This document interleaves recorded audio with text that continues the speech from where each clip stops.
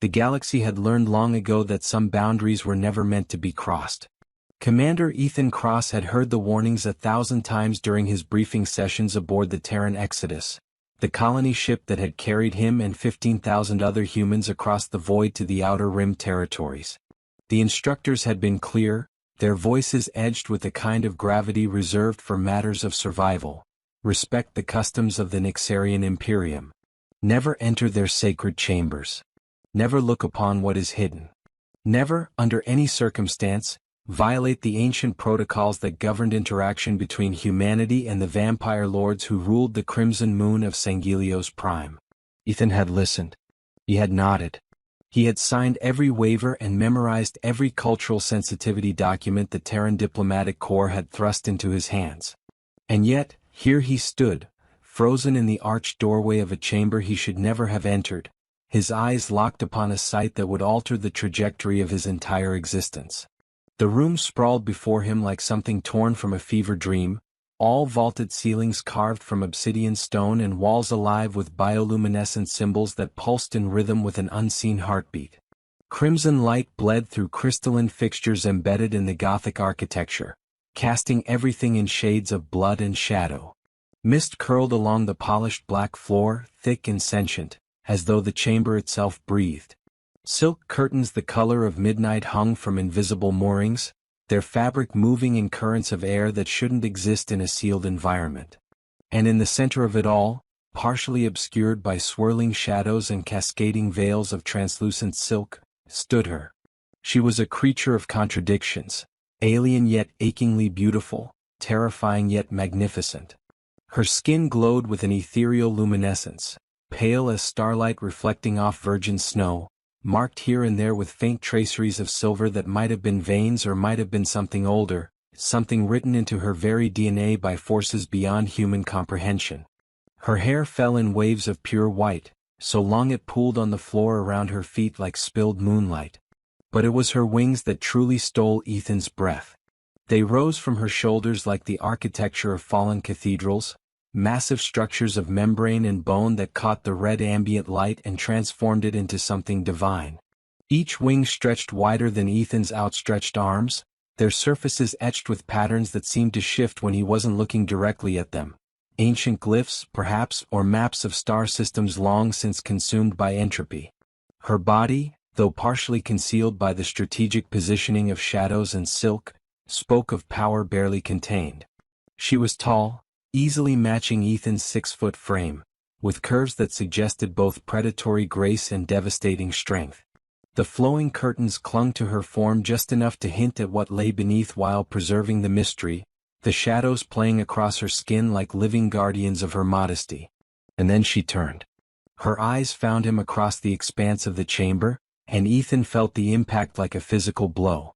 Those eyes burned crimson, not metaphorically but literally, as though twin stars had taken up residence in her skull and now blazed with the fury of violated sanctity. Her expression twisted through shock, recognition, and then settled into something far more dangerous. Rage tempered by ancient law. You, her voice emerged as something between a whisper and a thunderclap, carrying harmonics that shouldn't have been possible with human vocal anatomy. She spoke in Nixarian, but the translator implant behind Ethan's ear converted it instantly to English, preserving the venom in every syllable. You dare. Ethan's hands shot up instinctively, palms forward in the universal gesture of peace and apology. His mouth opened and closed twice before his brain caught up with his desperate need to explain.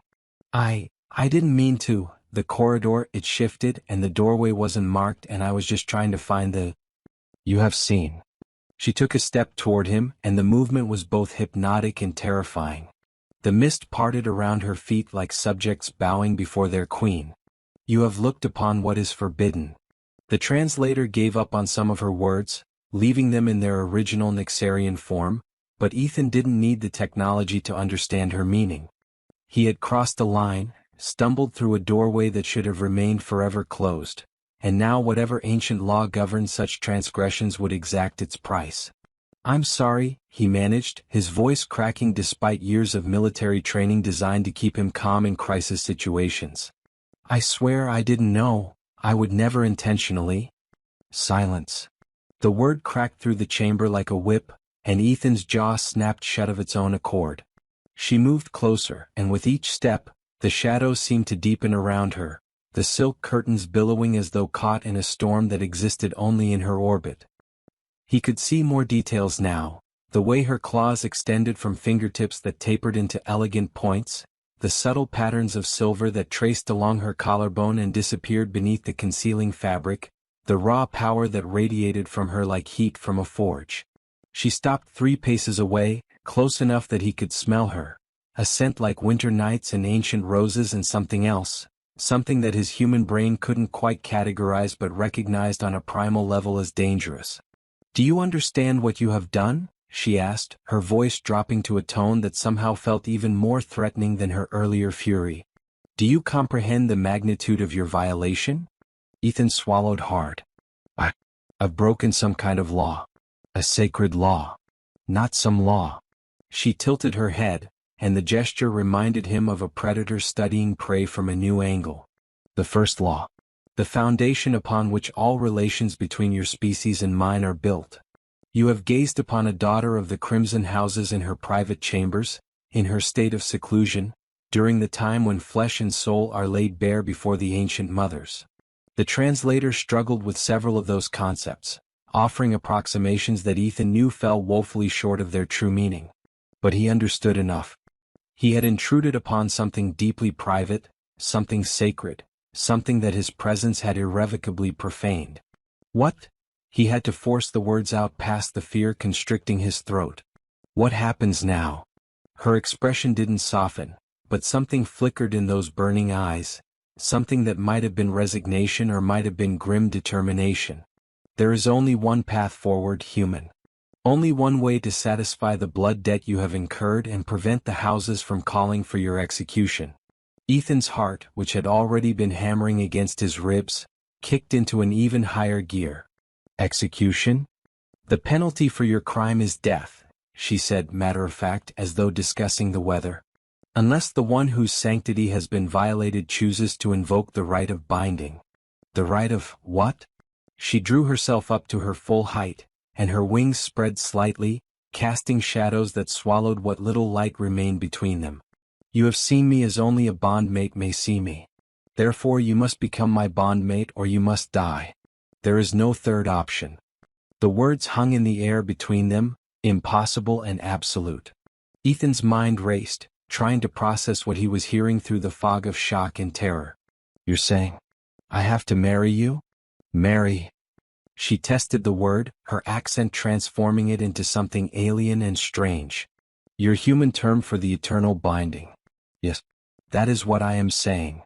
Her eyes narrowed. "And before you consider refusal, understand that your death would be merciful compared to what the houses would demand if they learned of this violation and found no binding to sanctify it. They would take you apart slowly, human, piece by piece, and use your suffering to fuel the blood rituals for a decade." Ethan felt the color drain from his face. He wanted to believe she was exaggerating, engaging in some kind of theatrical intimidation tactic. But the absolute certainty in her voice, the cold weight of ancient authority behind her words, told him she was speaking nothing but truth. He tried to find some logical argument, some escape clause, some way to reason through this impossible situation. "I don't even know your name." Something that might have been bitter amusement touched her lips. "You should have considered that before you opened a door that was not meant for you." She paused, then added, "But since we are to be bound by law and blood, you may call me Veilira. Veilira of House Crimson Thorn, third daughter of the Night Eternal, keeper of the Southern Territories, and now, it seems, bondmate to a clumsy human who cannot read warning glyphs." Despite everything, the terror, the impossibility, the sheer surreality of the moment, Ethan felt a hysterical laugh bubble up in his chest. He swallowed it down, recognizing that laughing right now would probably get him killed regardless of any binding rights. "Ethan," he said instead. "Commander Ethan Cross. Terran Colonial Marines assigned to Diplomatic Security Detail."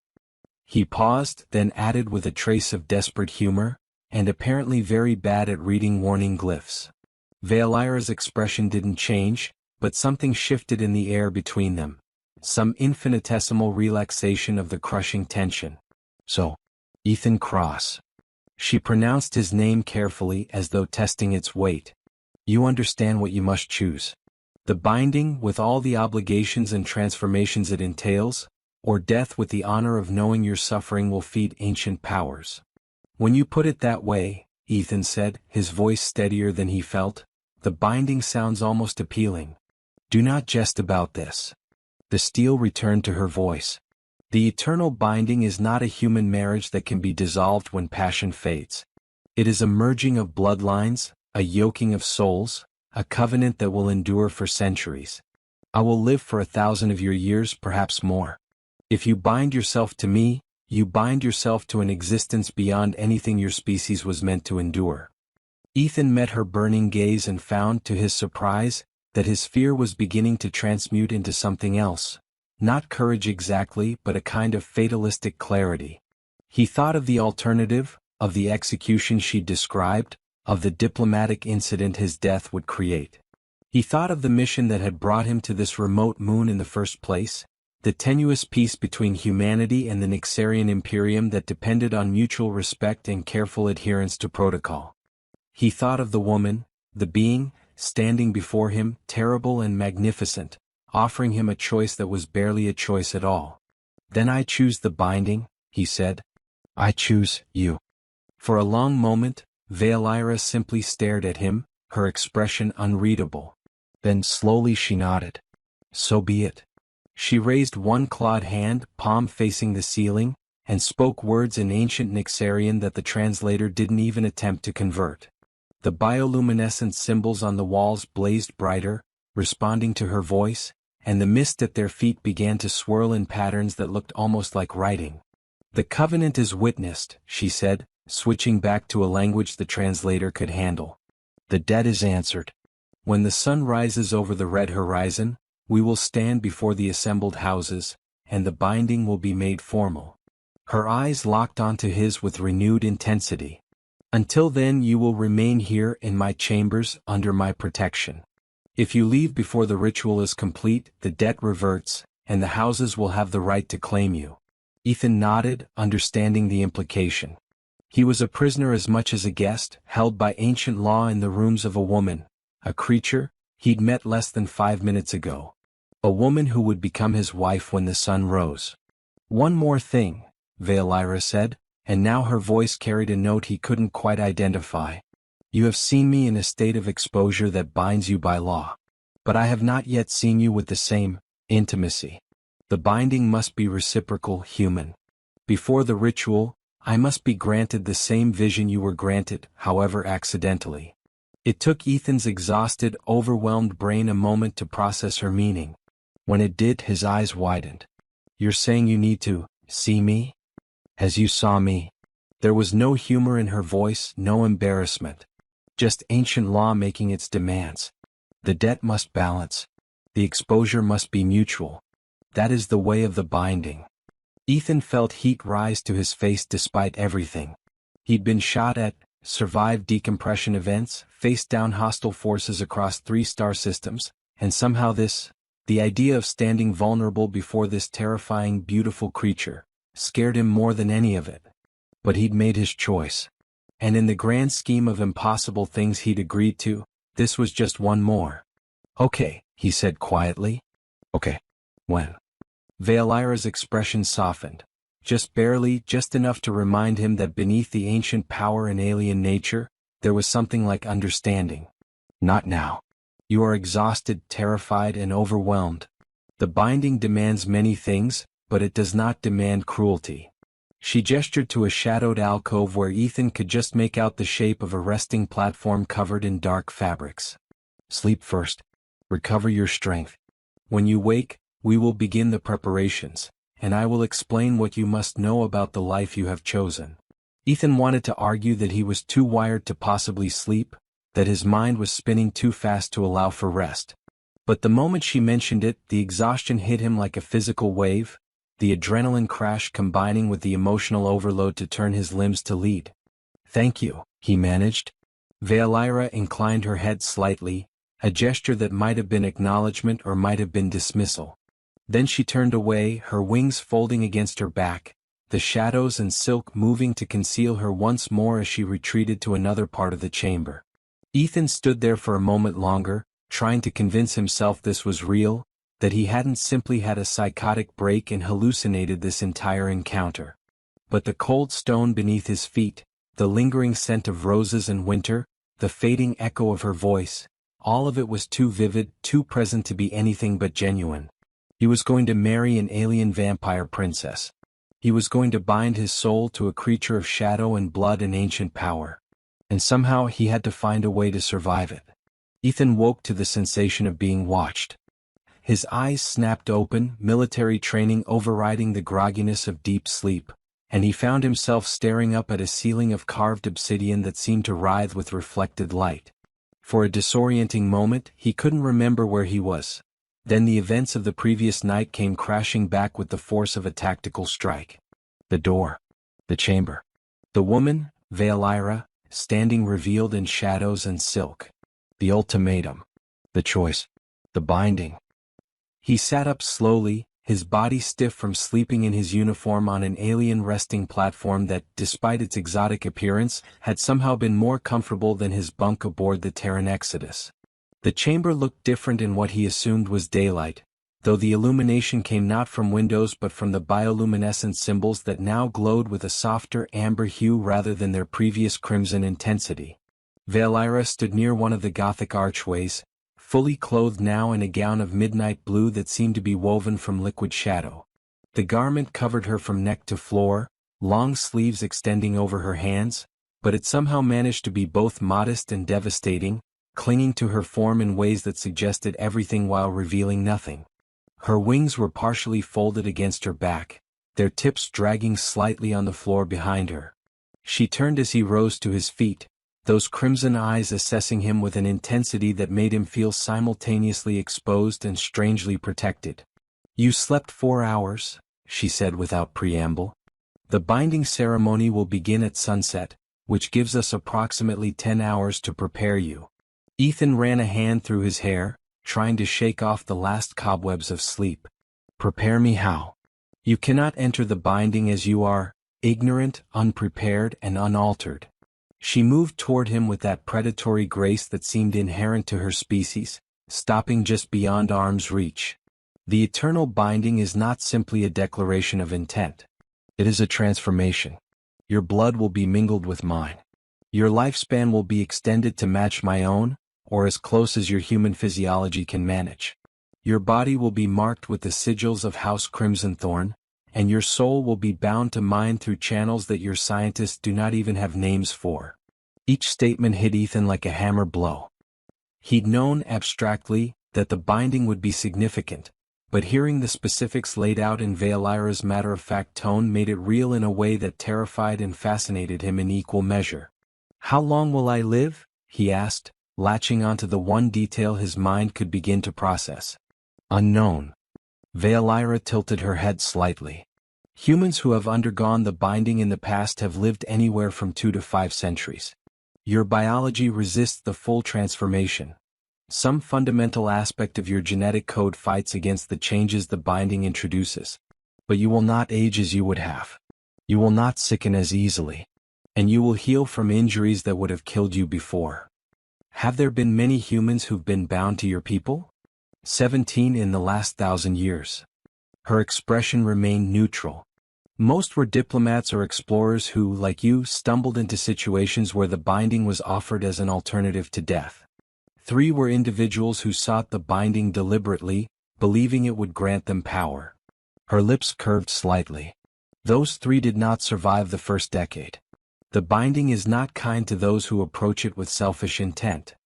Ethan filed that information away, trying to ignore the cold weight it added to his stomach. "And the others? The ones who stumbled into it? Most adapted. Some thrived. 2 went mad and had to be," she paused, searching for the right word, "released from their bondage." "Released? You mean killed?" "I mean granted the mercy of ending an existence that had become unbearable to them." Valira's voice held no apology. "The binding is eternal, Ethan Cross, but even eternity recognizes that there are fates worse than death. The silence that followed was heavy with implications. Ethan wanted to ask more, about those who'd gone mad, about what specifically had broken them, about whether she thought he would be among those who adapted or those who succumbed. But before he could formulate the questions, Valera spoke again. But we are not here to discuss failures. We are here to ensure you survive the night ahead. She gestured to a doorway he hadn't noticed before, one that had been concealed by the flowing shadows and was now visible in the softer light. Come. There is much to do, and the first step is to make you presentable to the assembled houses. Ethan followed her through the archway and into a space that was part bathroom, part alchemical laboratory, part ritual chamber. The walls were lined with shelves containing bottles and vials of liquids in every conceivable color, while the center of the room was dominated by a circular pool carved directly into the black stone floor. Steam rose from the water, which glowed with a faint blue luminescence. The purification bath, Valera explained, noting his stare. You will immerse yourself completely. The waters contain compounds that will begin preparing your body for the transformation, cleansing your blood of impurities, strengthening your cellular walls, and sensitizing your nervous system to the energies that will flow through you during the binding. Ethan approached the pool cautiously, peering into its depths. The water looked inviting despite its otherworldly glow, and after hours of wearing the same uniform through crisis and sleep, the prospect of being clean held genuine appeal. How long do I need to stay in? Until the water tells you it is finished. At his confused look, Valera elaborated. The glow will fade when the compounds have been absorbed. It typically takes 30 to 40 minutes for a human physiology. Ethan nodded, then realized the obvious problem. You're going to stay while I am your bondmate, Valera said, her tone making it clear this was a statement of fact rather than a request. There can be no modesty between us, not after tonight. And you forget, the debt of vision must be balanced. I must see you as you saw me. This is as appropriate a time as any. Heat flooded Ethan's face, and he was suddenly, acutely aware of the enormous cultural and biological gulf between them. What he considered deeply intimate and private, she viewed as a simple legal requirement, a box to be checked on the path to satisfying ancient laws. Right? He said, his voice barely above a whisper. The balance. He turned his back to her, a small, probably futile gesture of retained dignity, and began removing his uniform. The jacket came off first, then the tactical vest, then the undershirt that was stiff with dried sweat. His boots and pants followed, each removed with mechanical efficiency as he tried very hard not to think about the fact that an impossibly beautiful, impossibly powerful alien vampire was watching his every movement. When he finally stepped out of his final layer of clothing and turned to face her, holding his hands loosely at his sides in a conscious effort not to cover himself, he found Valera studying him with the same clinical intensity she might have applied to a particularly interesting star chart. You are built sturdily for your species, she observed, her eyes traveling over his form without any trace of embarrassment or desire, just assessment. Muscular but not excessively. Your scars? She stepped closer, and Ethan fought the urge to flinch as she traced a clawed finger along a burn mark on his left shoulder, careful not to break the skin. You have survived violence. Occupational hazard of military service? Ethan managed, his voice strained. She completed her examination and stepped back, nodding once. The balance is achieved. You may enter the water. Ethan didn't need to be told twice. He descended the carved steps into the pool, gasping slightly as the heated water enveloped him. It felt incredible, not just warm but somehow alive, tingling against his skin with a sensation that was almost electric. He sank down until the water reached his shoulders, then tilted his head back and tried to focus on anything other than his nakedness and vulnerability.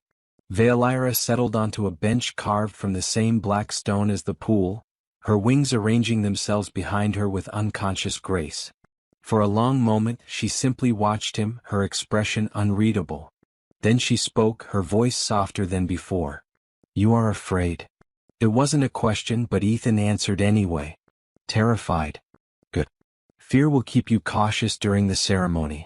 Those who approach the binding with arrogance or false confidence often make mistakes that cost them dearly. She paused. But you should know. I do not relish this situation any more than you do. Ethan looked at her sharply, surprised by the admission. You don't? I am third daughter of House Crimson Thorn, Valera said, and for the first time, he heard something like frustration in her voice. I was courted by princes of 5 different houses. I had my choice of bondmates from among the most powerful bloodlines in the Imperium. I was 3 years away from the traditional time of choosing, and I had finally narrowed my options to 2 candidates who were both politically advantageous and personally tolerable. Her eyes fixed on him. And now I am bound by law and honor to a human who stumbled through the wrong door. The words stung even though Ethan recognized the truth in them. He'd ruined her plans, disrupted her life, forced her into a position she'd never chosen. I'm sorry, he said quietly. I really am. If there were any other way. There is not. Valera cut him off, but her tone wasn't unkind. And dwelling on what cannot be changed is a waste of energy. She leaned forward slightly. But we must be clear with each other, Ethan Cross.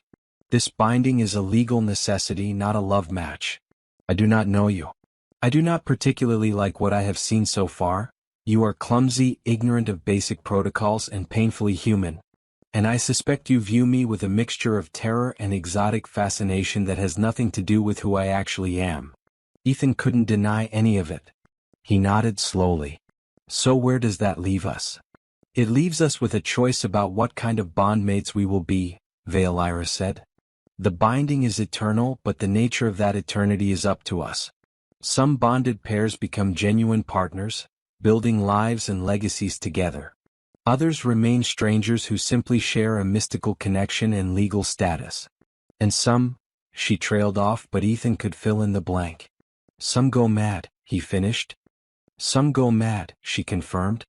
Usually because they fight the bond, or because they enter it with expectations that can never be met, or because the sheer weight of mismatched cultures and lifespans crushes them. Her gaze held his. I do not wish to be bonded to someone who goes mad, Ethan Cross. So I propose we approach this practically. We will fulfill the legal requirements. We will be civil to each other. And we will see if, over time, something more than obligation develops. Can you agree to that? It was possibly the most unromantic proposal of partnership Ethan had ever heard, and yet there was something almost comforting about its honesty. No false promises, no pretending their situation was anything other than what it was. Just 2 people trapped by circumstance, trying to make the best of an impossible situation. I can agree to that, he said. Valera nodded, and something that might have been respect flickered in her crimson eyes. Then we have a foundation. It is more than some bonded pairs start with. They remained in silence after that, Ethan soaking in the pool while the glowing water worked its mysterious alchemy on his cells, and Valera sitting watch like an honor guard over a prisoner who was simultaneously her captive and her salvation. Slowly, as she'd predicted, the blue luminescence began to fade, the water turning clear and ordinary, or as ordinary as anything in this place could be. When the last of the glow had vanished, Ethan emerged from the pool, and Valera handed him a length of dark fabric that turned out to be incredibly soft and absorbent. He dried himself quickly, acutely aware that the brief moment of being observed was over but that the memory of it would linger. Now, Valera said, producing a garment he hadn't seen her carrying, you must dress for the ceremony. Human clothing is not appropriate for a binding ritual. The outfit she handed him was unlike anything Ethan had ever worn. A combination of fitted trousers and a long coat, all in shades of deep crimson and black that matched Valera's house colors. The fabric felt like silk but moved like liquid, adjusting to his body as he put it on. Intricate patterns were embroidered along the seams, the same bioluminescent symbols he'd seen on the chamber walls, though dormant for now. These will activate during the binding, Valera explained, watching him dress. They will glow in response to the energies being channeled, allowing witnesses to see that the transformation is proceeding correctly. Ethan finished fastening the coat, which closed with hidden clasps that sealed themselves at his touch. He looked down at himself and barely recognized the figure he cut, no longer a human military officer, but something that could almost pass for a member of Valera's world. Almost. One final element, Veilira said. She approached him and without asking permission, reached up and pressed her palm against the left side of his chest, directly over his heart. Her hand was cold, and Ethan felt a jolt of energy surge from her touch into his body. He gasped, and when she withdrew her hand, he looked down to see a mark on his skin beneath the fabric, a sigil that glowed faintly crimson visible through the clothing. The mark of House Crimson Thorn, she said. Temporary for now, but it will become permanent during the binding. It marks you as mine and me as yours.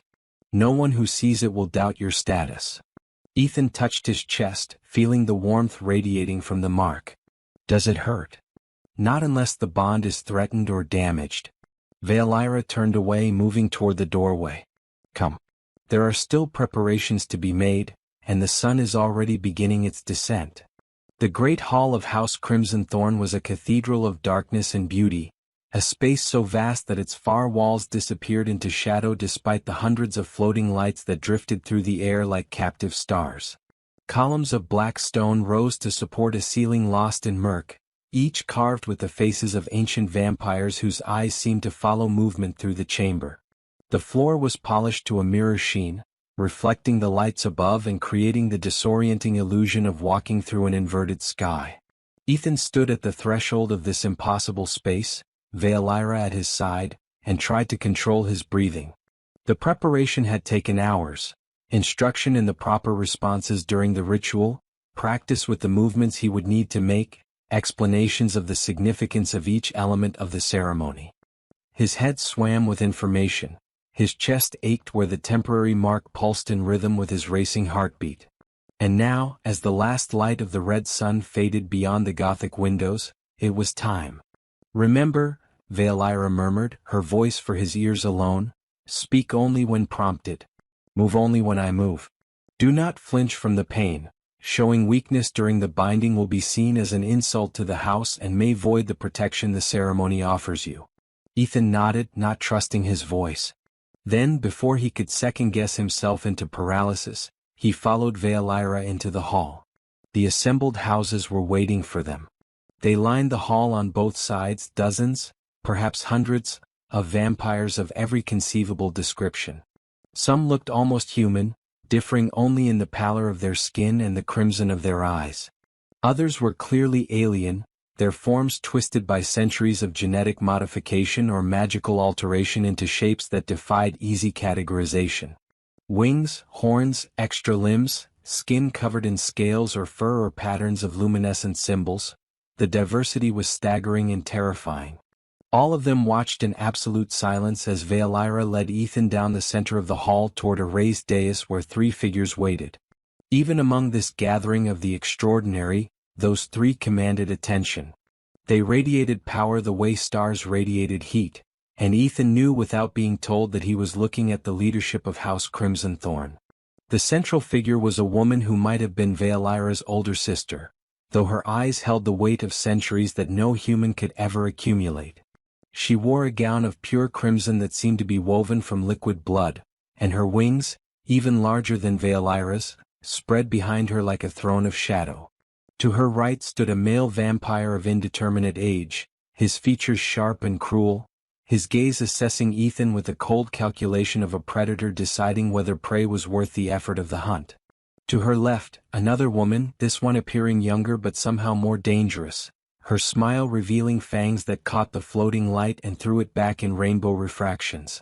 Lady Serapha, Veilira said, bowing her head to the central figure. First daughter and regent of House Crimson Thorn. I bring before you the human Ethan Cross, who has invoked the right of binding to answer the debt of violated sanctity. Lady Serapha's eyes moved from Veilira to Ethan, and he felt the weight of her regard like physical pressure against his chest. So this is the clumsy human who could not read a warning glyph. Her voice was surprisingly pleasant, almost amused. Tell me, Ethan Cross of Terra, do you come before the assembled houses of your own free will, understanding the fullness of what the eternal binding entails? This was his first required response. Ethan kept his voice steady as he recited the words he'd been taught. I come of my own will, Lady Serapha, seeking to honor the debt I have incurred and to bind myself to Veilira of House Crimson Thorn for as long as my life persists and her honor requires. And do you understand that the binding will transform you, body and soul? That you will no longer be fully human, but neither will you be Nyxarian? That you will walk between worlds belonging fully to neither. I understand and accept this transformation. Lady Serapha nodded slowly.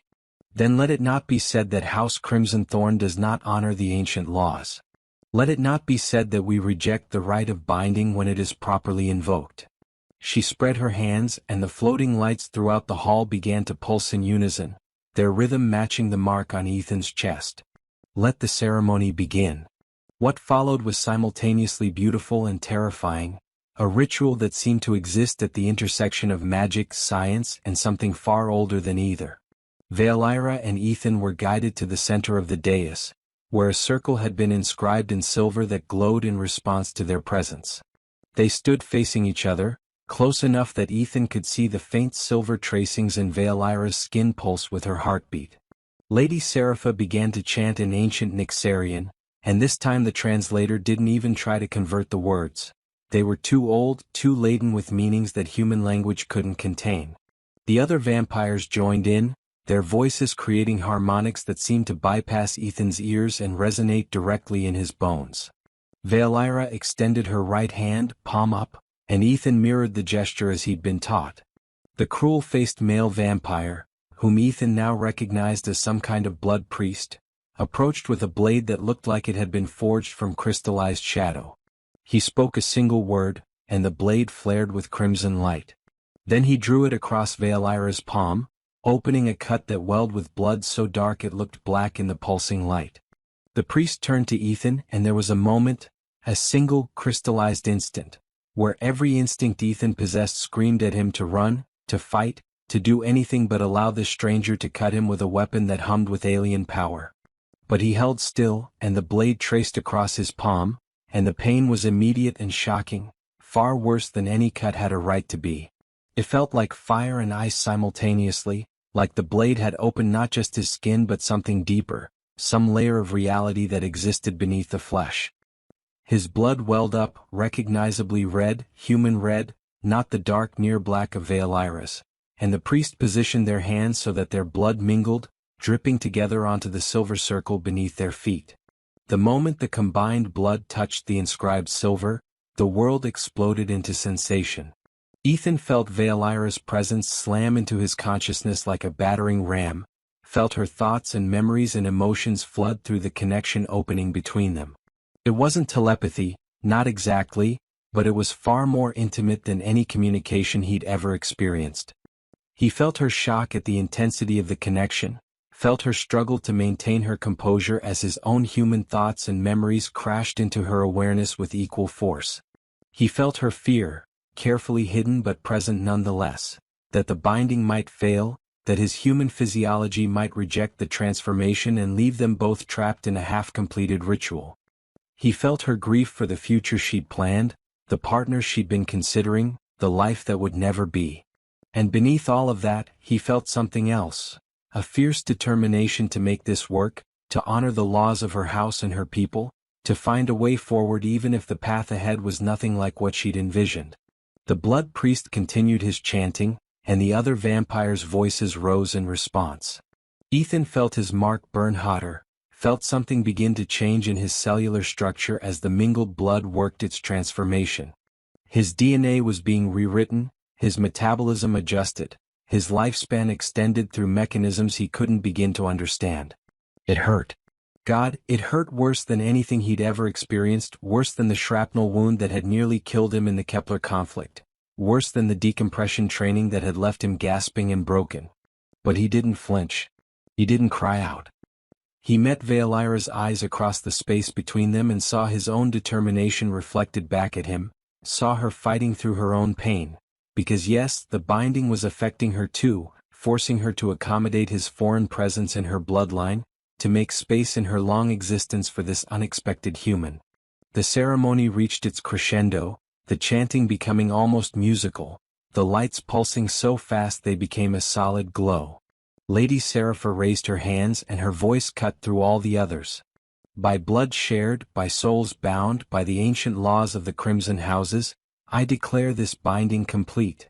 Valeira of House Crimson Thorn and Ethan Cross of Terra, you are now bondmates, eternal and indivisible. Let none question this union. Let none stand between you. What has been joined under the red sun can only be sundered by death itself. The silver circle beneath their feet flared with blinding light, and Ethan felt something lock into place. Some fundamental change that went beyond the physical, beyond the genetic, into the realm of the metaphysical. He was bound to Valeira now, truly and completely, in ways that human marriage could never approximate. And then, as quickly as it had built, the intensity faded. The light stopped pulsing, the chanting ceased, and the pain in Ethan's chest diminished to a warm, constant presence that he somehow knew would never fully disappear. He looked down at his hand. The cut had healed, leaving behind a scar that glowed faintly silver. When he touched his chest, he felt the permanent mark that had replaced the temporary one, House Crimson Thorn's sigil, now and forever a part of his flesh. Valeira's palm bore a matching silver scar, and when he met her eyes, he saw something different there. Not warmth exactly, not affection, but a kind of recognition. She could feel him now, feel his presence in the back of her mind like a constant awareness. And he could feel her, a cool, powerful presence that had taken up residence in a part of his consciousness he hadn't known existed. They were bound. They were married. They were, for better or worse, stuck with each other for the next several centuries. "It is done," Lady Serapha said, and now there was approval in her voice. "Welcome to House Crimson Thorn, Ethan Cross. May your bond bring strength to our bloodline and honor to both your peoples." The assembled vampires erupted into what Ethan assumed was applause, a sound like wind through dead trees, eerie and unsettling to his human ears but clearly meant as celebration. Valeira bowed to Lady Serapha, and Ethan hastily copied the gesture. Then, as the crowd began to press forward to offer formal congratulations, Valeira leaned close and whispered in his ear, "You survived the binding. That is further than some make it. Whatever comes next, know that you have at least proven you are not entirely weak." Coming from her, it was practically a declaration of affection. The celebration that followed the binding ceremony was a surreal experience that would have tested Ethan's sanity under normal circumstances. Vampires from dozens of houses approached to offer their formal congratulations, each greeting more elaborate and protocol-heavy than the last. Some seemed genuinely pleased by the union, viewing it as an interesting diplomatic development between humans and Nyxarians. Others made no secret of their disdain, their expressions conveying clearly that they viewed Ethan as a lesser being who'd somehow snared a daughter of a great house through accident rather than merit. Through it all, Valeira remained at his side, her presence both protective and proprietary. Whenever someone's disdain crossed into outright insult, she would respond with cutting remarks delivered in ancient Nyxarian that the translator couldn't quite capture but that left the offending party suitably chastened. Ethan began to understand that whatever her personal feelings about their forced union, she would defend his honor publicly, because his honor was now inextricably linked with hers. The feast itself was an education in alien biology and culture. The foods offered ranged from things that looked almost familiar to dishes that defied description and sometimes basic physics. Valeira quietly guided him away from items that would have been toxic to his human but changing physiology, steering him instead toward proteins and compounds that would help his body adjust to its new state. "You will need to feed differently now," she explained in a quiet moment between courses. "Not blood. The binding doesn't make you a vampire in the traditional sense. But your body will crave certain minerals and proteins it never needed before. Iron especially. And compounds found primarily in dark wine fruits that grow only on the shadowed side of our moon." "Dark wine fruits," Ethan repeated, trying to commit the information to memory even as his exhausted brain protested. "Right. I'll add those to my shopping list." Valeira's lips twitched, not quite a smile but close. "I forget that humans attempt humor as a coping mechanism. It is not entirely unpleasant." Before Ethan could respond to what might have been a compliment, a new figure approached their table, a male vampire whose presence caused a visible ripple through the assembled guests. He was tall, even by Nyxarian standards, with features that could have been carved from marble and eyes that burned with an intensity that made Ethan instinctively straighten his posture. "Lord Kale," Valira said, her voice carefully neutral as she rose to greet him. "I had not heard you would be attending the ceremony. How could I stay away?" Lord Kale's voice was smooth, cultured, and carried an edge that Ethan couldn't quite identify. "When I received word that you had invoked the rite of binding, I had to see for myself." His gaze shifted to Ethan, assessing. "So this is the human who stumbled into your sanctum. How fortunate for him." The pause before "fortunate" was deliberate, loaded with implications that even Ethan's diplomatic training couldn't fully parse. But he understood enough. This was someone who'd been courting Valira, someone who'd been in consideration as her bondmate, someone who now found himself displaced by a human who'd blundered through the wrong door. "Ethan Cross," Valira said, her hand on Ethan's shoulder in a gesture that was part support, part claim of ownership. "This is Lord Kale of House Silverdusk, master of the Northern Territories and keeper of the old bloodlines." Ethan stood and offered the formal bow he'd been taught. "Lord Kale. I'm honored. Are you?" Kale's smile didn't reach his eyes. "I wonder, do you understand what you have taken from her? What future you have disrupted with your accident?" "Kale." Valira's voice was low, warning. "The binding is complete. What was is no longer relevant." "Perhaps." Kale's gaze never left Ethan's face. "But the future is very long, especially for those of us who measure our lives in centuries. And bonds, even eternal ones, can be complicated." He leaned closer, and Ethan caught a scent like ozone and ancient stone. "Take care of her, human. And remember that there are those who will be watching, waiting to see if you prove worthy of the honor you've been given." It was a threat wrapped in courtesy, and Ethan felt anger kindle in his chest despite the exhaustion and overwhelming strangeness of everything. "I didn't ask for this," he said quietly. "But I'm not going to apologize for surviving. And I'm not going to stand here and let you imply that Valira needs your protection from me." Silence radiated outward from their conversation as nearby vampires tuned in to what was rapidly becoming a confrontation. Kale's eyes widened slightly, surprised perhaps, that this human had dared to push back. Then he laughed, a sound like breaking glass. "Spirit. At least she didn't bind herself to a coward." He straightened, inclining his head to Valira. "My lady. I wish you interesting times with your new bondmate." The ancient human curse, delivered with perfect pronunciation. Then he was gone, melting back into the crowd, leaving Ethan's heart hammering and his hands clenched into fists at his sides. "You should not have provoked him," Valira said, but her voice carried something that might have been approval. "Kale is dangerous when slighted." "I didn't do the slighting. He chose to show up here and make veiled threats." Ethan forced his hands to relax. "If he's one of the vampires I'm supposed to spend centuries being diplomatic toward, we're off to a great start." This time Valira definitely smiled. "He was out of line and you were right to call him on it. The houses respect strength, Ethan. Had you cowered or apologized, you would have lost status that would take decades to rebuild." She paused. "You may survive this life after all."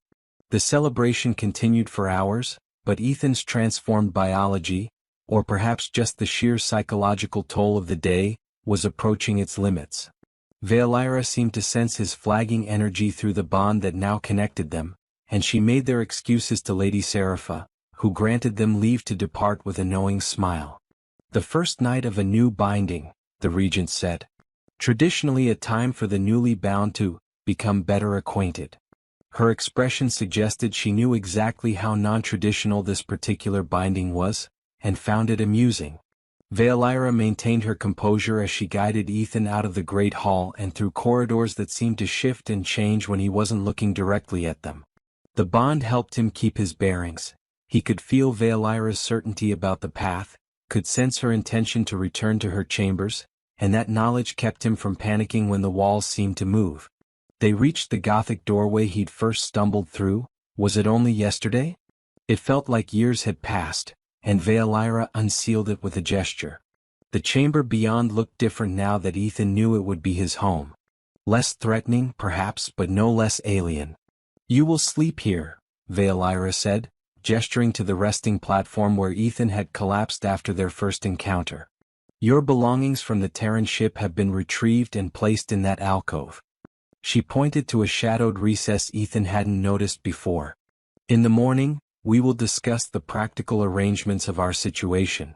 Ethan nodded, then paused. Where will you sleep? Valira gestured to another part of the chamber, one screened off by those ever-present flowing curtains. I have my own resting space. The binding does not require us to share sleeping quarters, particularly in these early days when we are still. She searched for the right word. Adjusting. Right. Adjusting. Ethan ran a hand through his hair, suddenly feeling the full weight of everything that had happened. Valira. I know this isn't what you wanted. I know I'm not the bondmate you would have chosen. But I want you to know, I'm going to try. To be worthy of this. To not be the human who broke your life. Valira studied him for a long moment, her crimson eyes unreadable in the chamber's dim light. Then she stepped closer and did something unexpected. She placed her hand over his chest, over the mark that bound them together. I can feel your sincerity, she said softly. Through the bond, I know you mean what you say. That is, not nothing.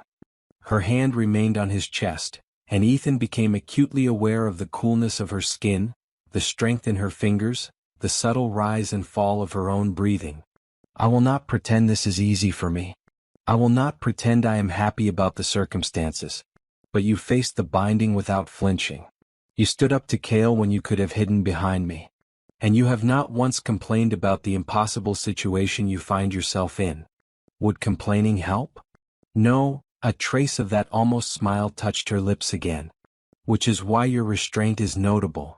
She withdrew her hand, and Ethan felt the loss of contact more keenly than he'd expected. Sleep, Ethan Cross. Tomorrow begins the rest of your very long life. You will need your strength. She turned and moved toward her screened section of the chamber, her wings trailing behind her like shadows given form. Ethan watched her go, then made his way to his own resting area. His belongings had indeed been retrieved. His duffel bag, his spare uniforms, his personal effects, all arranged neatly on a shelf carved from the same black stone as everything else in this place. He changed into sleep clothes mechanically, his mind too full of the day's events to process any single element completely. The binding ceremony. The transformation still working its way through his cells. The confrontation with Lord Kale. The strange, tentative understanding he seemed to be reaching with the woman, the being, who was now his eternal partner. When he finally lay down, he expected sleep to be impossible, expected his racing thoughts to keep him awake for hours. But the moment his head touched the pillow, exhaustion claimed him with the finality of a thrown switch. His last conscious thought, drifting through the haze of sleep, was the awareness of Valira's presence in his mind, distant but constant, cool and powerful, a star he could navigate by even in the darkest night. Ethan woke to pain. It radiated from his chest outward, a burning sensation that felt like his ribcage was being slowly reconstructed from the inside out. He gasped, sitting up too quickly, and the movement sent spikes of agony through his limbs. The mark, the sigil of House Crimson Thorn, was glowing so brightly it cast red light across the chamber. Do not panic. Valira's voice came from beside him, and he turned his head, carefully because everything hurt, to find her sitting on the edge of his resting platform, already dressed in flowing dark garments. The transformation continues. Your body is adapting to the changes the binding introduced. This will pass. How long? Ethan managed through gritted teeth. For most humans, the acute phase lasts 3 to 4 days. You will experience episodes of pain as your cells restructure, your metabolism shifts, and your lifespan extension takes hold. She produced a vial of dark liquid from somewhere in her robes. Drink this. It will ease the worst of it. Ethan took the vial with shaking hands and downed the contents without question.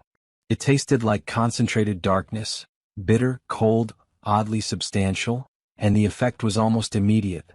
The pain didn't disappear, but it became manageable, receding to a dull ache that he could function through. Thank you, he breathed. You are my bondmate. Your suffering reflects poorly on me. Veilira said it matter-of-factly, but Ethan was beginning to recognize that this was how she expressed concern, through practical acknowledgement of their connection rather than emotional declaration. "Can you stand?" Ethan tested his legs and found them willing to support his weight, though everything felt slightly wrong, as though someone had adjusted his sense of proprioception by a few degrees. "Yeah, I can stand." "Good. You have responsibilities today. The Terran Diplomatic Corps has learned of your binding, and they have requested an audience." At Ethan's expression, Veilira's lips quirked upward. "Did you think your own people would simply accept that one of their officers had been bound to a Nixarian house without seeking explanations?" Ethan hadn't thought about it at all, which in retrospect was a significant oversight. "What do they want?" "To verify you entered the binding of your own free will. To assess whether the arrangement creates diplomatic complications.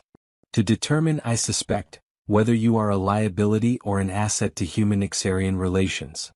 Veilira stood, her wings rustling as they settled against her back. "They will meet with us in the formal receiving chamber in 2 hours. That gives you time to make yourself presentable and to prepare for questioning." The next 2 hours were a crash course in political reality. Veilira explained that while the binding itself was legally unassailable, ancient Nixarian law trumped any human regulations. The Terran Diplomatic Corps would be concerned about appearances, about the message this sent, about the implications for future human interactions with vampire culture. "They will ask if you were coerced," Veilira said as she helped Ethan into formal attire that matched the outfit he'd worn for the binding ceremony. "You must be clear that while the choice was between binding and death, you chose the binding freely and with full understanding of what it entailed." "But I didn't have full understanding. I barely understood half of what was happening." "Nevertheless, that is what you must say." Veilira's hands worked efficiently, fastening clasps and adjusting fabric. "The alternative is to admit weakness and ignorance, which will undermine both your position and mine. We present a united front, Ethan. We are bound by choice and honor, adapting to our new circumstances with dignity. That is the only narrative that serves us." Ethan understood the logic even if it felt like a distortion of the truth. Politics, he was learning, often required such distortions.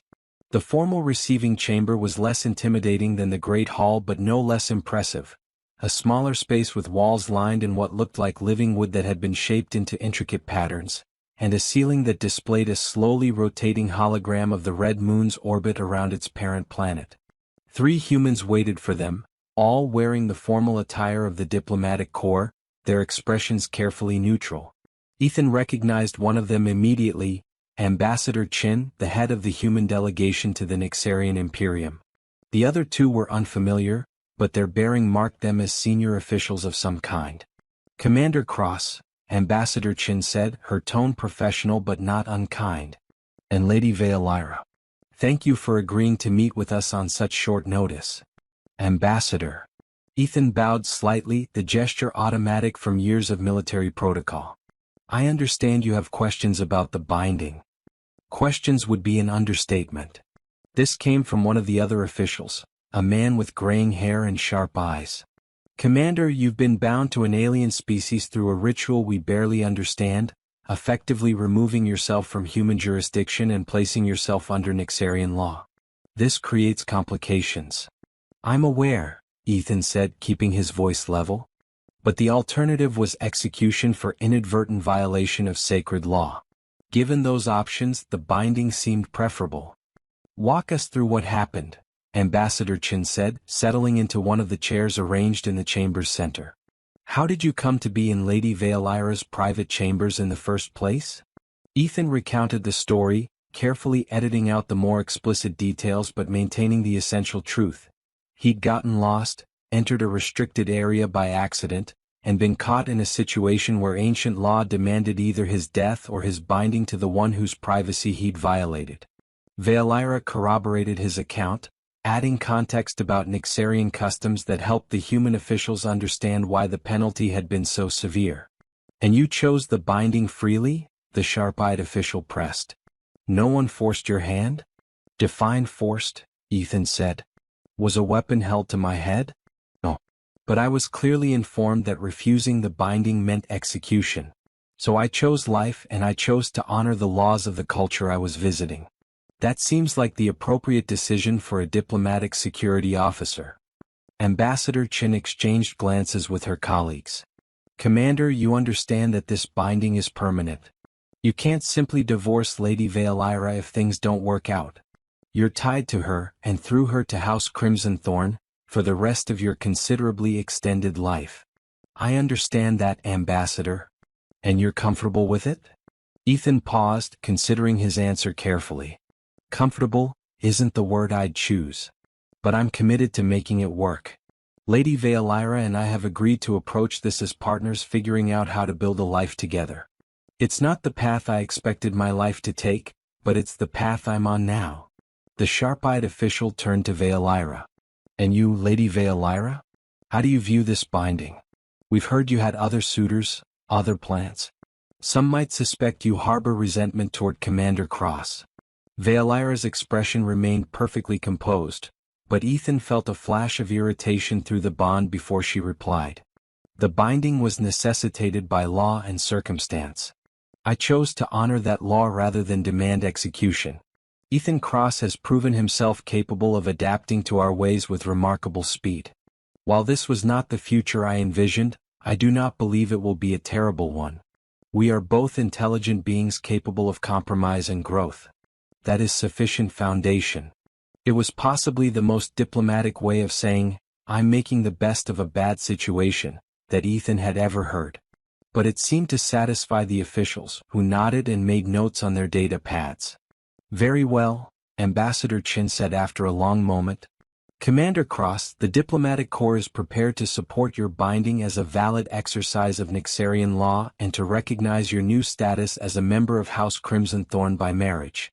However, you will still be expected to fulfill certain obligations to the Terran colonial government, including regular reports on your well-being and on any information relevant to human-Nixarian relations that you become privy to through your position. I understand, Ambassador.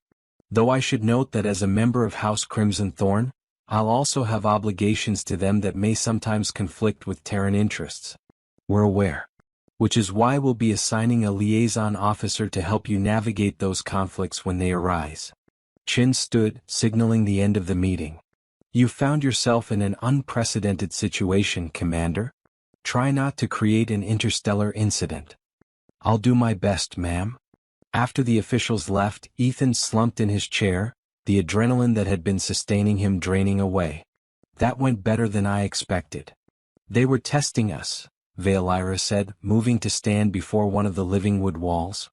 Seeing if our stories aligned, if there were inconsistencies they could exploit.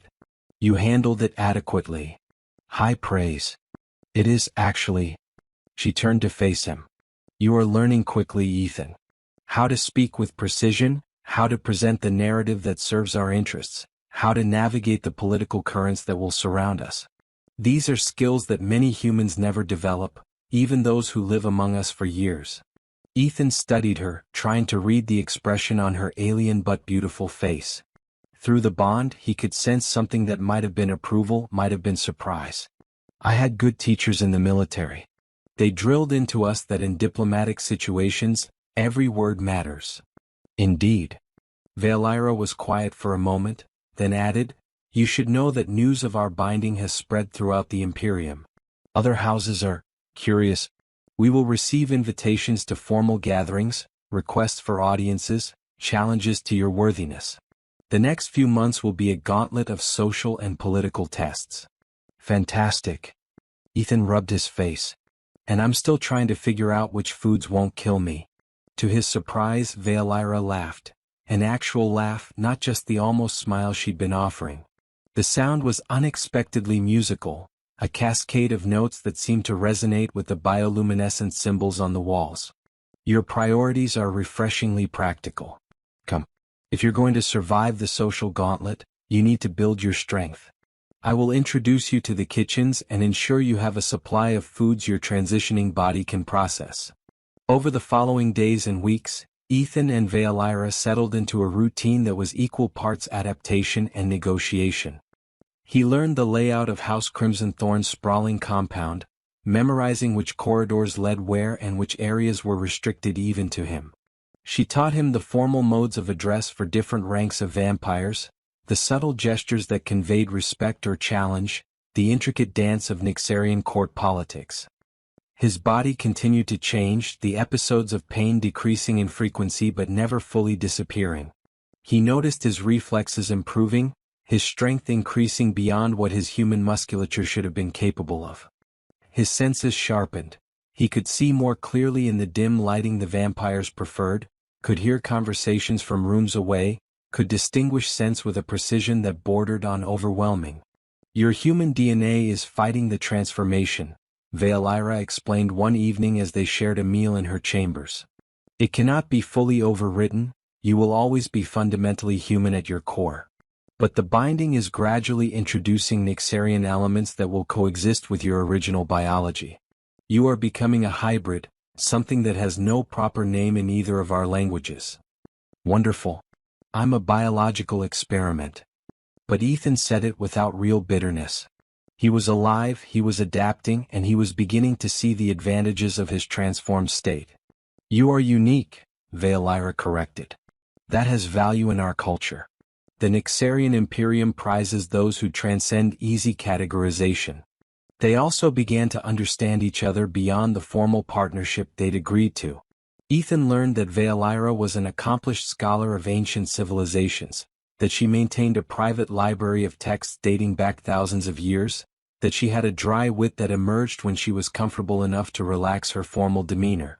She learned that he had a talent for strategy games, that he missed Earth's forests with an ache he rarely spoke about, that he viewed the universe with an optimism that her long-lived species had mostly abandoned.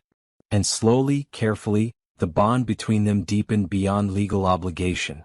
It wasn't love, not yet and perhaps never in the human sense, but it was genuine connection, built on mutual respect and the strange intimacy of being able to sense each other's emotions through their mystical link. 2 months after the binding, they attended their first major social event together, a gathering of the great houses to celebrate the founding of the Imperium.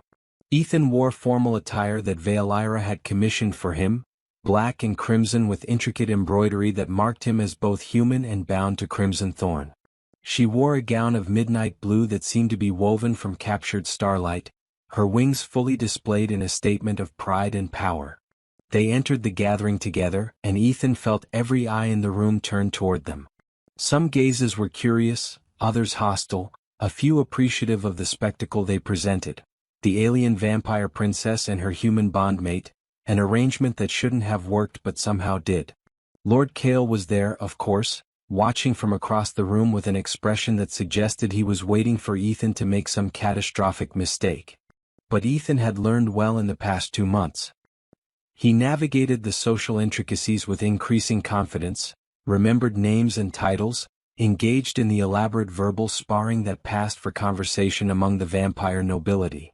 And when a young lord from a minor house made the mistake of suggesting that Valyra had lowered herself by binding to a human, Ethan responded with a smile that showed teeth. "On the contrary," he said smoothly, "I think Lady Valyra demonstrated remarkable wisdom. After all, she recognized potential where others saw only accident. That's the mark of a truly superior mind, wouldn't you say?" The exchange rippled through the nearby conversations, and Ethan saw Valyra's lips curve upward in approval. He defended her honor while simultaneously praising her judgment, a delicate balance that satisfied both their pride and the demands of Nyxarian social convention. Later, as they returned to their chambers, Valyra said, "You handled yourself well tonight. Better than many native Nyxarians would have in your position. I had a good teacher." Ethan removed his formal coat, relieved to be back in private. "And I'm motivated not to embarrass my bondmate." "Is that the only motivation?" Valyra asked, and there was something new in her voice, something almost teasing. Ethan turned to look at her, really look at her, seeing past the alien features and the impossible biology to the person beneath. "No," he admitted. "I'm starting to actually care about your opinion of me. About you." Valyra held his gaze for a long moment. Then, slowly, she crossed the space between them and placed her hand over his chest, over the mark that bound them together. I can feel your sincerity through the bond. And I should tell you, I am beginning to see you as more than an obligation. You surprise me, Ethan Cross. You adapt, you learn, you grow. These are qualities I value. Is that your way of saying you like me? Do not push your advantage, she said, but the almost smile was there again, warmer than before. Let us say that I find our arrangement less burdensome than I initially feared. Perhaps, given time, it may even become pleasant. It wasn't a declaration of love. It wasn't even a promise of future affection. But for two beings from different worlds, bound by accident and law, learning to build something real from impossible circumstances, it was enough. It was a beginning. The seasons on Sangelios Prime followed a rhythm unlike anything Earth offered.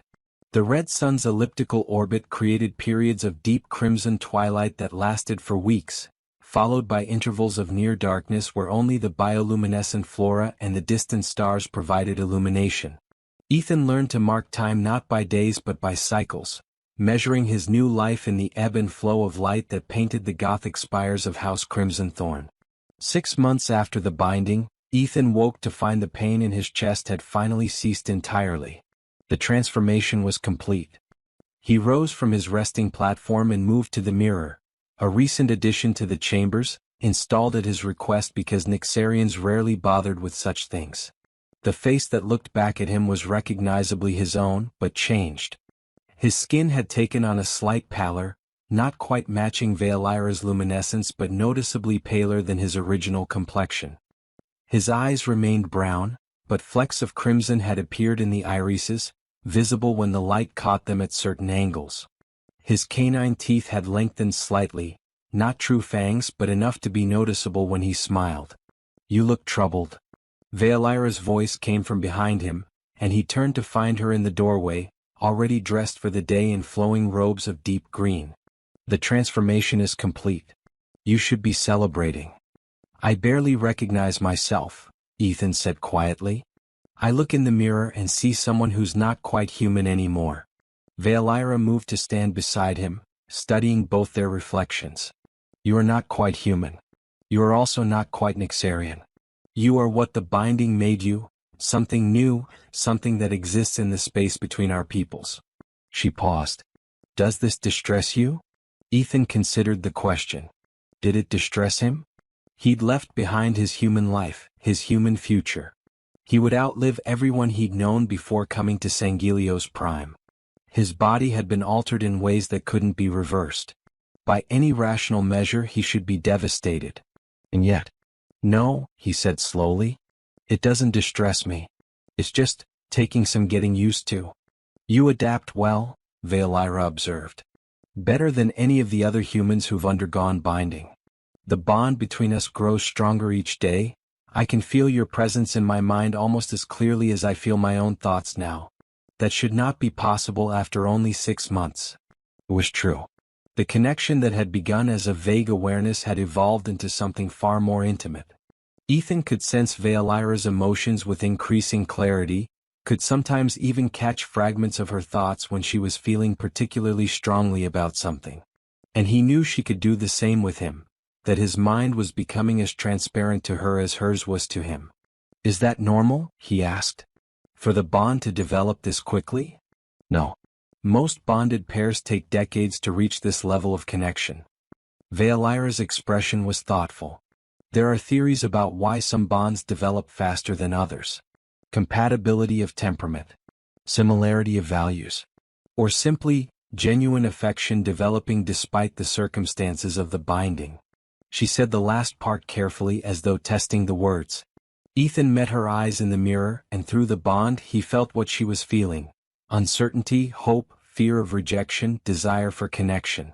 It was a vulnerability she rarely showed, and he understood instinctively that this was a moment of significance.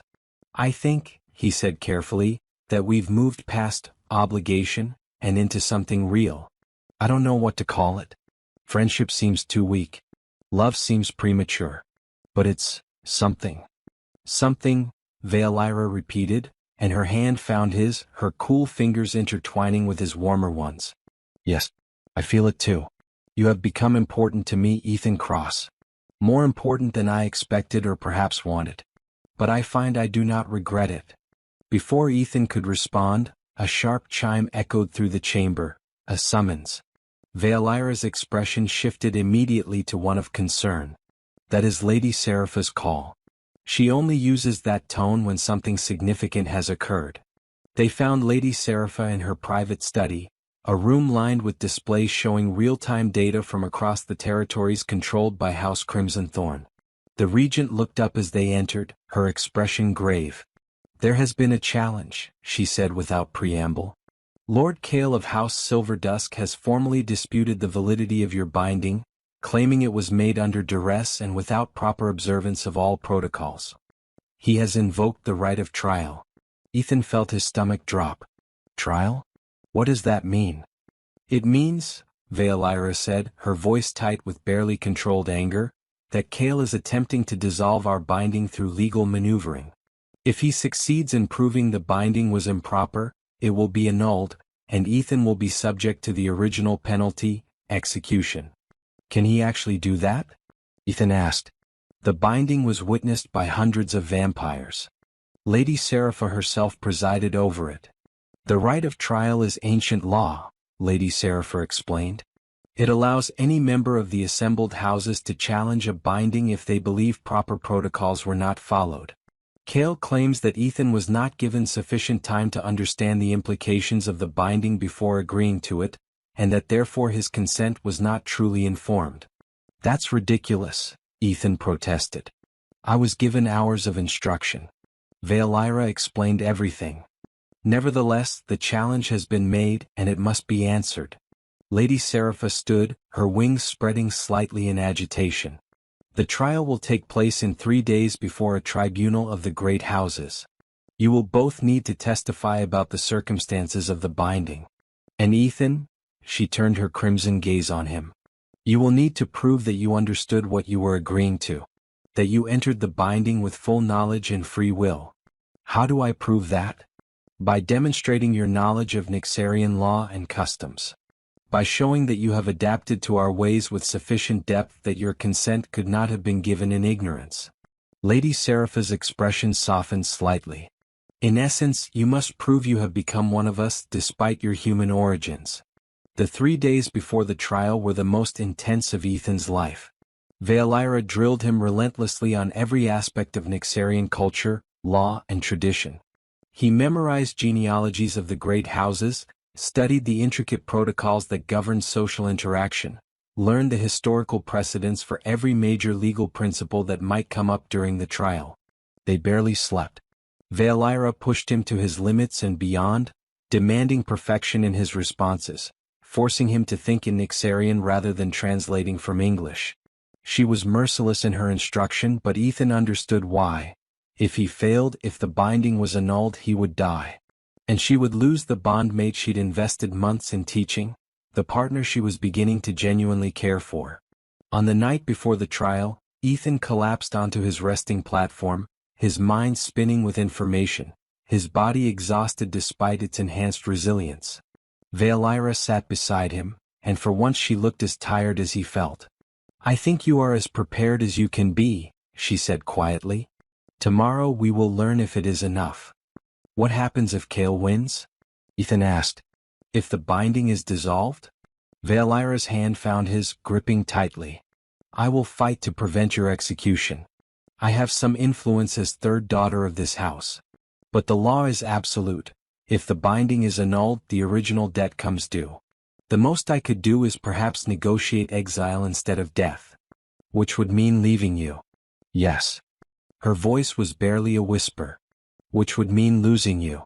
Ethan turned to face her fully, ignoring his exhaustion. Valira, listen to me. I want you to know something before tomorrow. In case things don't go well. Ethan. Let me say this. He squeezed her hand. When I first stumbled into your chambers, I was terrified. The binding was an escape from death, nothing more. But these past 6 months, you've become the most important person in my life. I don't know if it's love, I don't know if what we have can even be called that. But it's real. You're real to me. And I don't regret the binding. Not anymore. Even if it costs me my life tomorrow. Veilira's crimson eyes glistened with something that might have been tears. Ethan wasn't sure Nyxarians could cry, but the emotion behind her gaze was unmistakable. "You foolish, brave human," she said, her voice thick. "You have become essential to me. The bond we share is deeper than any I have known or heard of. If the tribunal annuls our binding, they will tear out a piece of my soul." She leaned forward, and for the first time since they'd met, she kissed him. It was gentle, cautious, a gesture of affection from a being who'd probably never been gentle or cautious in her long life. Ethan returned the kiss, feeling through the bond the storm of emotions she was experiencing: fear, hope, love barely acknowledged, determination to protect what they'd built. When they parted, Veilira rested her forehead against his. "Whatever happens tomorrow, know that I will fight for us. For this improbable, impossible thing we have created." "Together," Ethan said. "Together," she agreed. The tribunal convened in the great hall of House Crimson Thorn, but the gathering was even larger than the one that had witnessed the original binding. Representatives from every major house in the Imperium had arrived to observe the proceedings, drawn by the novelty of a binding challenge and the political implications it carried. The hall thrummed with barely suppressed energy, the assembled vampires creating an atmosphere of expectation and judgment. Ethan and Veilira stood before a raised platform where 5 vampires sat in judgment, Lady Serapha in the center, flanked by 2 elders from other houses whose names Ethan had memorized but whose presence still intimidated him. These were creatures who'd lived for millennia, who'd witnessed the rise and fall of civilizations, who viewed a 6-month binding as barely worth noting in the scope of their existence. Lord Kale stood across from them, looking confident and dangerous in formal robes of silver and black. His legal advocate, a thin vampire with eyes like chips of ice, clutched a data pad filled with what Ethan assumed were precedents and arguments. Lady Serapha called the tribunal to order, her voice cutting through the ambient noise like a blade. "We are gathered to hear the challenge brought by Lord Kale of House Silverdusk against the binding of Veilira of House Crimson Thorn and Ethan Cross of Terra. Let the challenge be stated." Kale stepped forward, his bearing that of someone absolutely certain of victory. "Honored elders, I challenge this binding on the grounds that the human Ethan Cross could not have given informed consent to an eternal binding. He had been among our people for mere days when the incident occurred. He had no understanding of our culture, our laws, or the implications of the eternal binding. His consent, therefore, was given in ignorance and under duress. I ask that the binding be annulled and the original debt be allowed to come due." The words hung in the air, a death sentence wrapped in legal language. Ethan felt Veilira's hand tighten on his arm, felt through the bond her surge of protective fury. But she remained silent, waiting for the tribunal to respond. Lady Serapha turned her gaze to Ethan. "Ethan Cross, you have heard the challenge. How do you answer?" Ethan stepped forward, grateful that his months of training kept his voice steady despite the fear hammering in his chest. "I answer that while my time among the Nyxarian people was brief at the moment of binding, I was given sufficient instruction to understand the nature of what I was agreeing to." Lady Veilira explained the implications, the transformation, the permanence. "I chose the binding with full knowledge that it would change my life irrevocably. That was informed consent, not ignorance." "But you did not understand our culture," Kale interjected. "You could not have comprehended what it truly means to be bound to a Nyxarian house, to live for centuries among beings fundamentally different from yourself. Your human perspective was too limited to grasp the reality of what you were agreeing to." One of the elder judges, a female vampire with white hair that flowed like liquid, leaned forward. "The challenger raises a valid point. How can we be certain that a human with only days of exposure to our civilization could provide the level of informed consent our laws require?" This was the moment Veilira had prepared him for. Ethan drew a breath and switched from English to flawless Nyxarian, speaking in the formal mode of address used in legal proceedings. "Honored elder, may I demonstrate my understanding through examination?" The white-haired elder's eyebrows rose slightly, surprised that he could speak formal Nyxarian, perhaps, or interest in his proposal. "Proceed." What followed was the most intense oral examination Ethan had ever experienced. The 5 judges took turns questioning him on every aspect of Nixarian culture and law they could think of.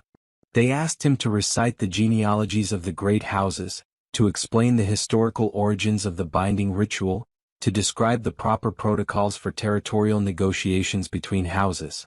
They challenged him on points of etiquette, on religious observances, on the subtle distinctions between different levels of formal address.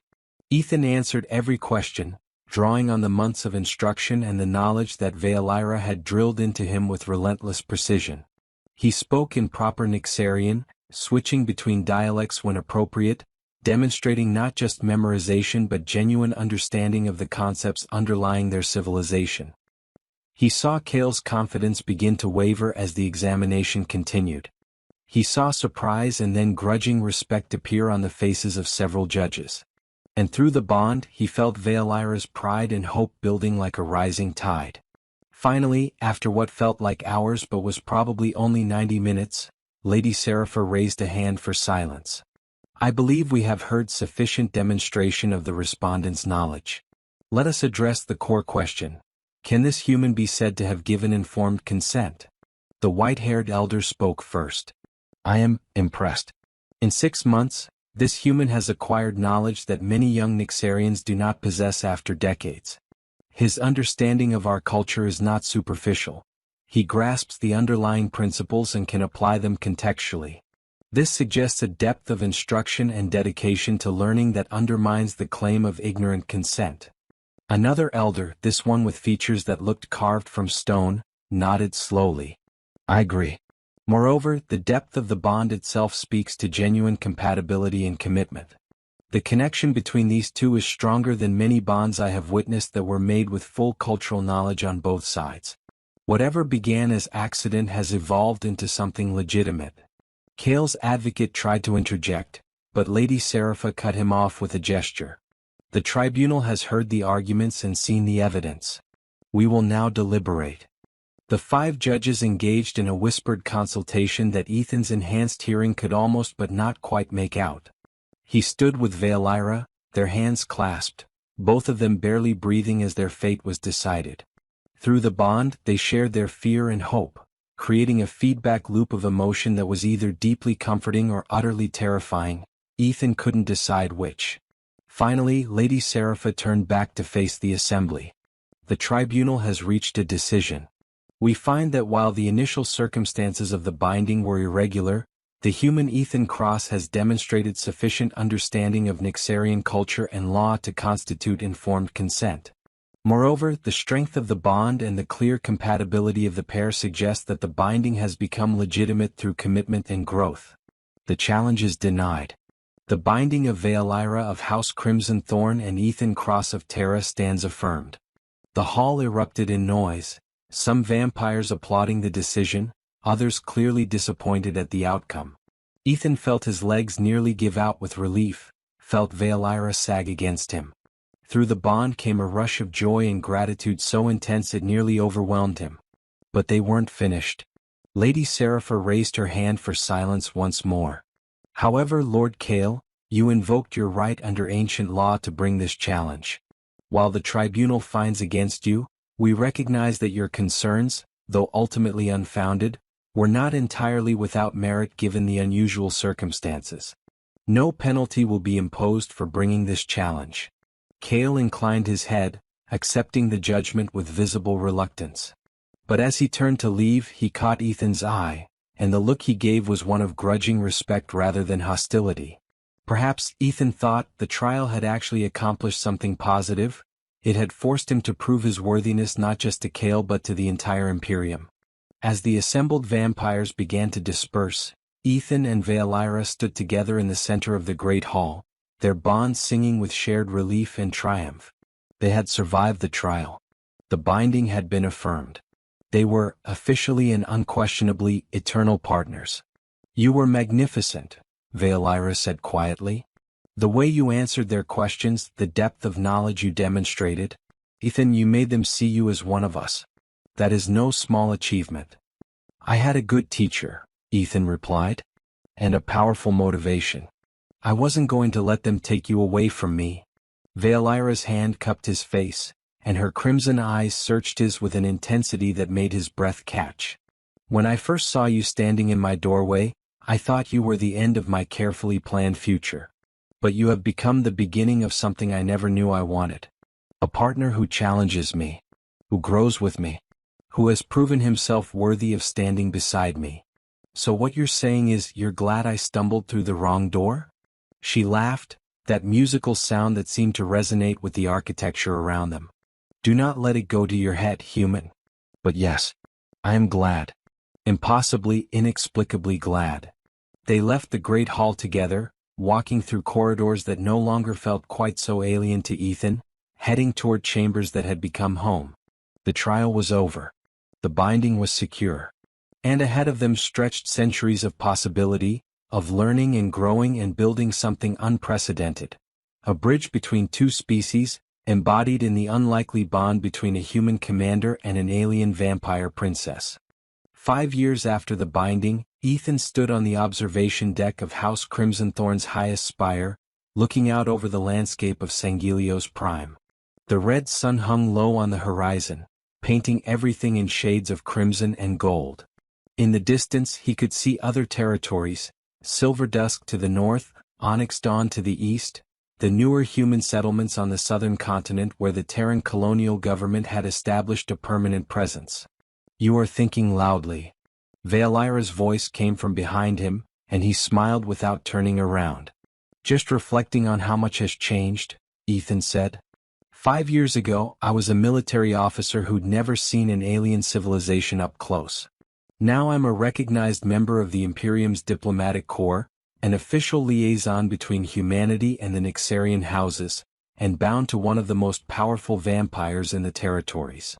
Veilira moved to stand beside him, her hand finding his with the easy familiarity of long practice. "You have exceeded every expectation I had, Ethan Cross.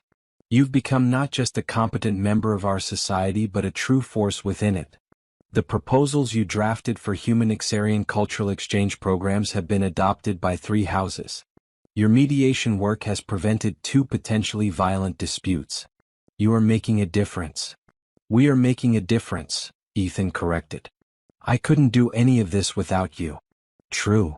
Veilira's lips curved in the smile that had become increasingly common over the years. "But you bring something to our partnership that I could never have found elsewhere.